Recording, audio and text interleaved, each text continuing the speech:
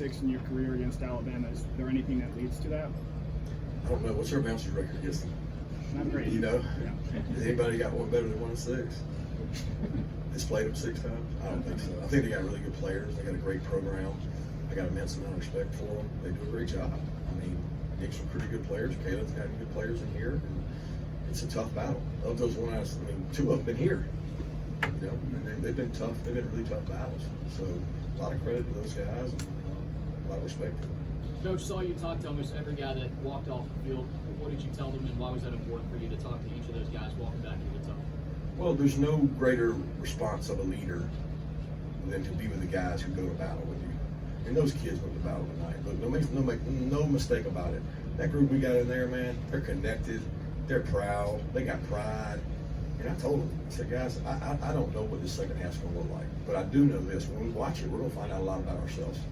We're going to see what kind of character we got. And I'll be honest with you, I thought we were a team that was in really good shape.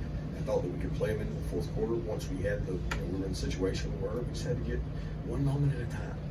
And I didn't want to walk off the field without telling each one of them how much I appreciated how they responded to it. It was pretty tough adversity there. Going off that, after Kentucky, you said that taught you a lot about your team. Is there anything different that tonight's loss showed you?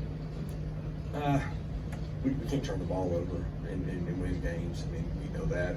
We've been one of the few teams that hasn't done that, but we flirted with it, and we had several times tonight that we turned it over. And we were more explosive, but so were they. And they're an extremely explosive team. I mean, they're going to be explosive all year because they have explosive playmakers. But I know the team I got in that room. I didn't learn anything tonight that I didn't already know because we're fighters. What did you see on Carson's deep shot to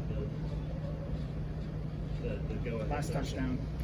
It's a great play design by Mike, and we thought that it was there all week. It had to be the right look, and I thought it was a great call. I didn't even know at the time he called it, but it was one of those that we thought we could take advantage of their aggressiveness. They got some really aggressive safeties, and he bid on it. And it's a great throw by Carson. Great play. Any update on Jared Wilson? He came back in, I think. Kirby, just offensively, what's kind of led to a little bit of the inefficiencies on third down?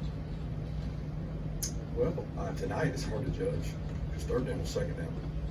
So I can't, say tonight. I mean, we were behind so early. This was a hard game to evaluate from an offensive standpoint when it's that quick. You know what I mean? And I do think we got to communicate better.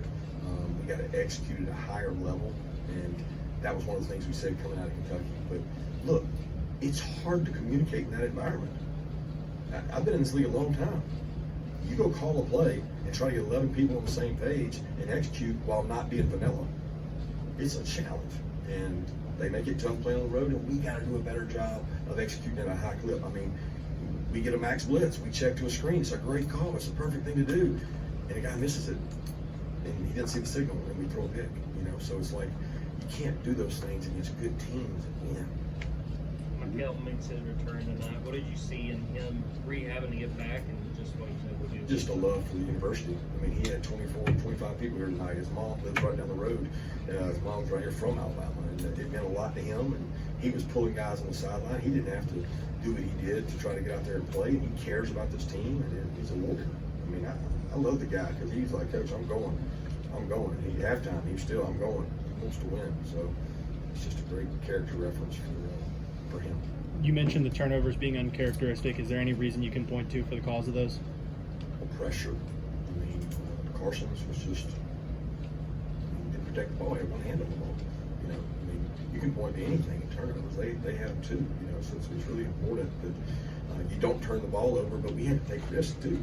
So every time we had a fourth down, it was a potential turnover. They had a fourth down that we stopped. That was a turnover. So there's a lot of big plays in that game. A lot of big plays that we had. When you go down that early, what did you see from your guys on the sideline, and why were they not able to just go down without themselves?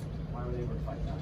Yeah, we're not built like that. I mean, we're not going to do that. I mean, that's not who we are. We fight too much each day out of practice to sit down and quit. I mean, they had a great response at halftime. I thought that was great the way they handled it. What was your message to Arian when something like that goes down on a critical down? What's that? Which one? When the bus was signed, coach. Oh, next play, man. Next play. Next moment. I mean, shoot. Aaron made some plays in that game too.